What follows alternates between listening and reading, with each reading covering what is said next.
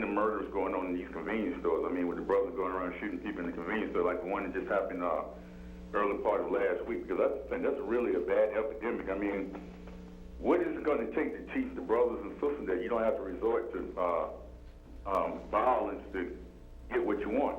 Because that's a real big problem in our community right now. I mean, it's always been there, but I mean, what is it going to take? Because like you said, we have all these religions and, you know, churches here in Atlanta, and none of them seem to be doing any good with the young people. Thank you. All right, well, I'd like one of the panel members to address that. I'm going to call upon Voy again, you know, so he can come in, because we got some power on this panel, and I'd like for everybody to share a little bit of all of it. Well, I think the problem is with random killings, just like the topic is, they have no guidance, so they're just looking for themselves. The problem is they not killing because they want something.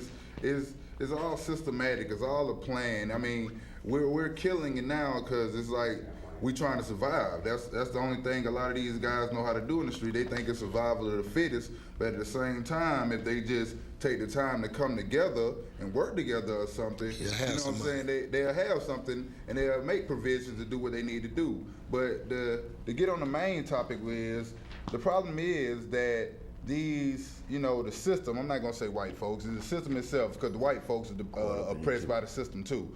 So the system itself has put us in a mind state to where, to get where you need to provide for your family is just work. Worship is work. And yeah, you worshiping your job, basically. It's like, matter of fact, as an example, I've been having issues at my job for the simple fact my child might get sick, and for whatever reason, these white folks at these jobs don't understand you do have some black fathers that's in their kid's life, and look, my child gets sick, look, I gotta go take care of that. The mama got a job too. We made them. Just because we ain't together, that don't mean we can't get along. But the system has to where they held you down so much at this slave plantation, you can't take the time out to talk to your kids. And then when we talking to our kids, well, we're not listening to them. We're not listening to them. We want to talk, I'm the adult, I'm right, you're wrong, you don't know what you're talking about. But at the same time, they probably have more knowledge and more consciousness of what's going on in this world today than we do. Just like Kamal said, that a lot of adults have tunnel vision. You know what I'm saying? My mother raised me to respect everyone, even a child. Because just because the teacher calls and says, oh, your child is doing this and that don't mean automatically she right, she know the whole story and your child did something wrong. But as soon as the teacher called, we went up to school to beat our child down just because somebody else say instead of finding out the story. That's real talk. Caller, are you there? Keep it real. Yes, sir. How you doing? All right, and yourself? Yeah, I'm doing all right, man. This is my first time seeing the panel and seeing you. But I called, this is the second time I called. But my question is this. I got a comment and a question. I'm from Michigan right now. I'm staying in Georgia right now, but I'm from Michigan.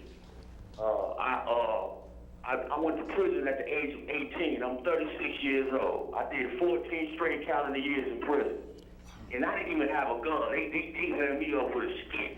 And I did 14 straight calendar years in prison. But I never went back. You know what I'm saying?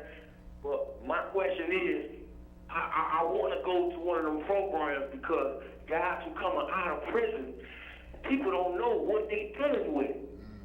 Because once you in prison, you don't know. I'm gonna say, y'all say the system. I'm gonna say white folks, because white folks is controlling the system, and I know one thing: they literally feeding their kids off black men mistakes.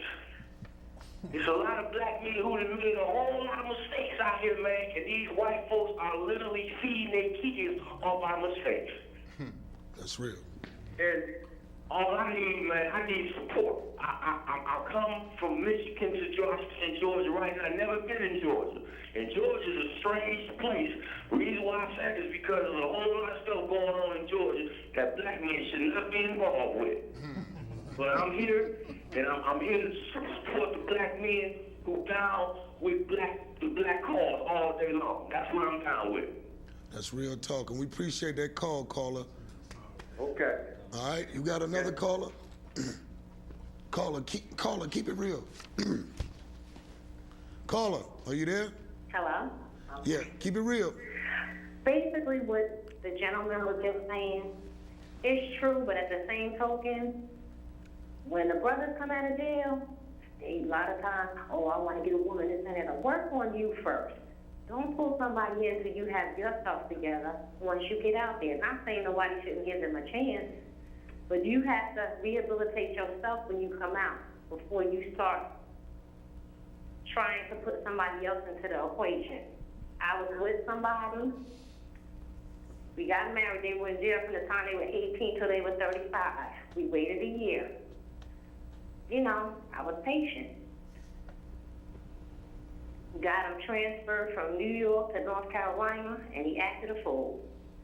And, you know, I said, let's go to counseling. You need to go. There's different things that you probably don't even realize what's inside of you have to deal with. You haven't really been in society.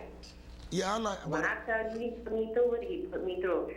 And I'm not really bitter, but it's just the point. When they get out, they have to realize, work on you first.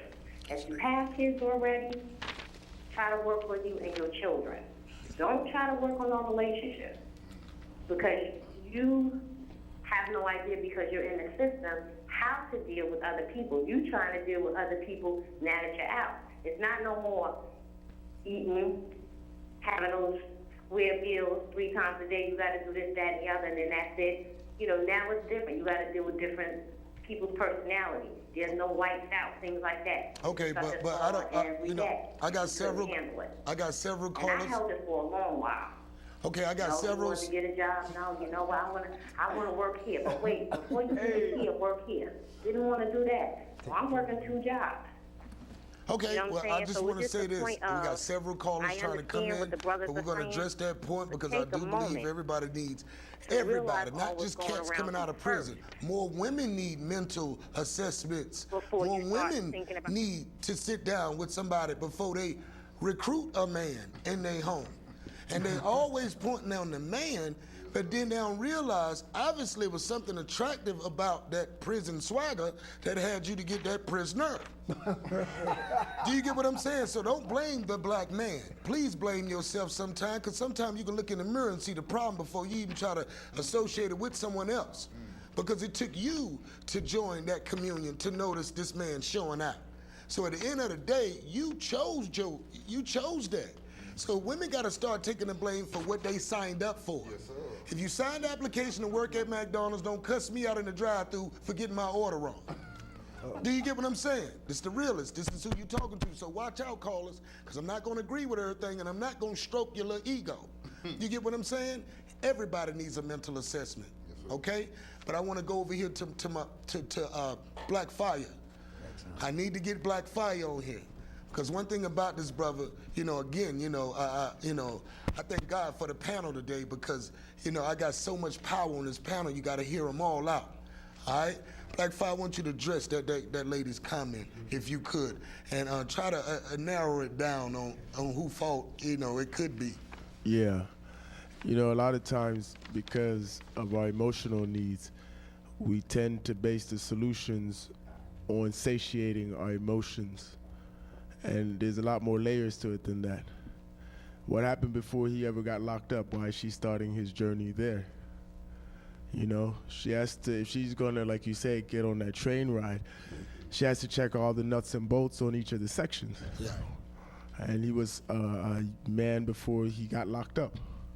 He stopped defining his life from his problems, which is what the caller before said. Stop feeding our problems to your white children, so that they can entertain themselves. So they're not seeking solutions, because you have what's called a no man's land, which means anything goes. There's no organized troops there. You can just get snipers just knocking you off. And that happens between the teenage years. What is a teenager? Find that in a scripture in an ancient text. Between 12 and 19 is a no man's land. You're not a child and you're not a man. What are you? So if you're not a man, you can't take responsibility. And if you're not a child, then you can't seek knowledge as a student of life in order to learn how to live, because it takes skills to live. Mm-hmm. That's what we're supposed to be learning from our first teachers, our mother and our father. So where are we losing them? Where's the water dropping out of the hole in the bucket? Every day the bucket goes to the well. One day the bottom gonna drop out, Bob Marley said. You know what I mean? So